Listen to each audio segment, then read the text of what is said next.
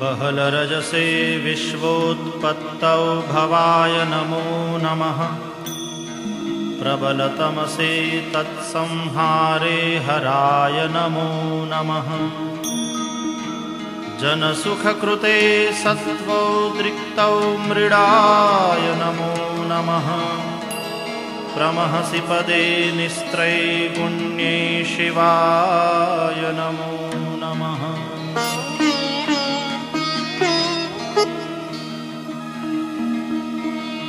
कृशपरिणतिचेतः क्लेशवश्यं क्वचेदं क्व च तव गुणसीमोल्लङ्घिनी शश्वद्रुद्धिः इति चकितममन्दीकृत्य मां भक्तिराधात् वरदचरणयोस्ते वाक्यपुष्पोपहारम्।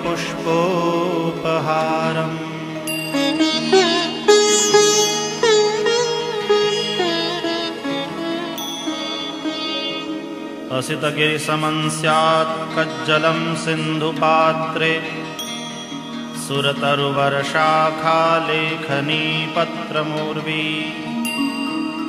लिखति यदि गृहीत्वा शारदा सर्वकालं तदपि तव गुणानामीश पारं न याति।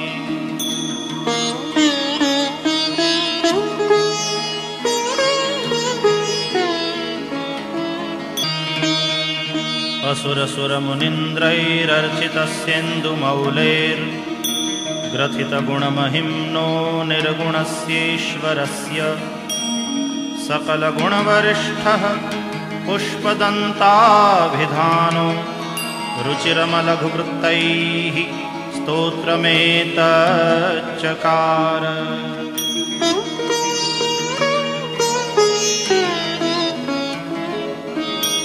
अहरहर नवद्यं धूर्जटे स्तोत्रमेतत् पठति परमभक्त्या शुद्धचित्तः पुमान्यः स भवति शिवलोके रुद्रतुल्यस्तथात्र प्रचुरतरधनायुः पुत्रवान् कीर्तिमांश्च।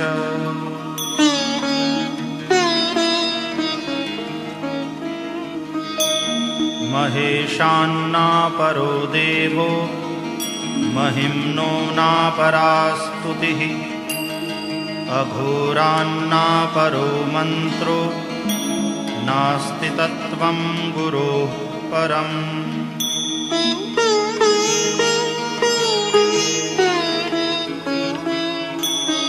दीक्षादानं तपस्तीर्थं ज्ञानं यागादिकाः क्रियाः महिम्नस्तव पाठस्य कलां नार्हन्ति षोडशीम्।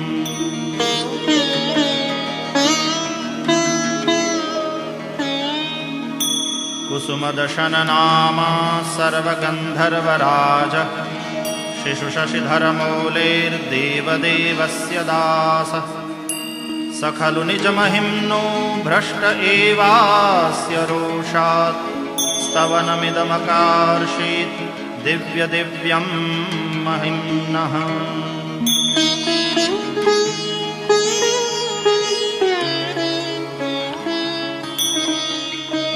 सुरवरमुनिपूज्यं स्वर्गमोक्षैकहेतुं पठति यदि मनुष्यः प्राञ्जलिर्नान्यचेताः व्रजति शिवसमीपं किन्नरैस्तूयमानः स्तवनमिदममोघं पुष्पदन्तप्रणीतम्।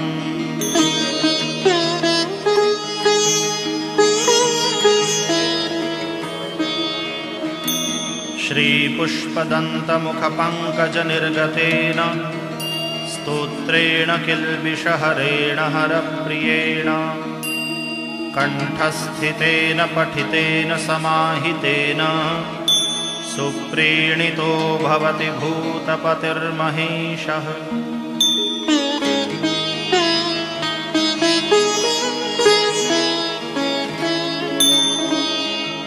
इत्येषा वाङ्मयी पूजा श्रीमच्छङ्करपादयोः अर्पिता तेन देवेश प्रीयतां मे सदाशिवः।